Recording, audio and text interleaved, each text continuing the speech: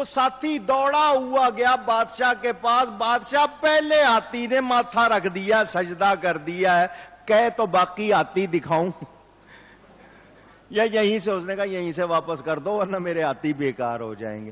جب وہ ہاتھیوں کو حملے کے لیے اس نے اٹھایا, وہ نہیں اٹھا.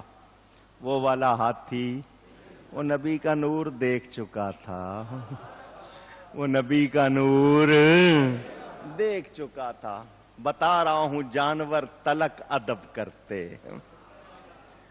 حضرت عبد المطلب نے مکہ میں آ کے دعا کی, یا اللہ تیرا گھر ہے, گھر والا تو ہے, حفاظت کر, ہم ان کا مقابلہ نہیں کر سکتے. ان کی پیشانی سے نور نکلا اور کعبے کی دیوار پہ چمکا. فرمایا یہ اللہ کی طرف سے اشارہ آ گیا ہے, فتح ہوگی لیکن ہمیں حفاظت کرنی ہے, اپنے گھروں سے نکل کے پہاڑوں میں ہو جاؤ. ادھر بادشاہ نے وہ اپنے ہاتھی دوڑائے اور اپنا لشکر دوڑایا. اللہ فرماتا ہے الم تر کیف فعل ربک باصحاب الفیل. الم تر گرامر آتی ہو تو یہ استفہام انکاری, کیا تم نے نہیں دیکھا؟ کیا مطلب؟ محبوب جو لوگ موجود تھے وہ سر کی آنکھوں سے دیکھ رہے تھے, آپ نور نبوت سے دیکھ رہے تھے.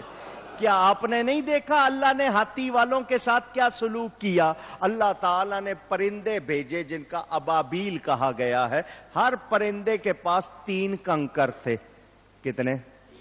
1 چونچ میں, 2 پنجوں میں. انہوں نے وہ کنکر مارے, وہ میزائل جس کو کہتے ہیں, وہ ثابت جس پہ لگا وہ کھائے ہوئے بھس کی طرح ہو گیا. سورت پڑھ لینا نا, فجعلہم کعصف ماکول, کھایا ہوا بھوسا جیسے ہو جاتا, جس پہ لگا وہیں ڈھیر ہو گیا.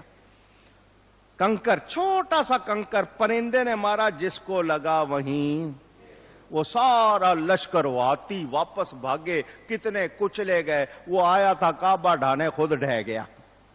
اللہ نے اپنے گھر کی حفاظت کی. یہ حضرت عبد المطلب اور نور مصطفیٰ کے حوالے سے میں نے آپ کو بتایا.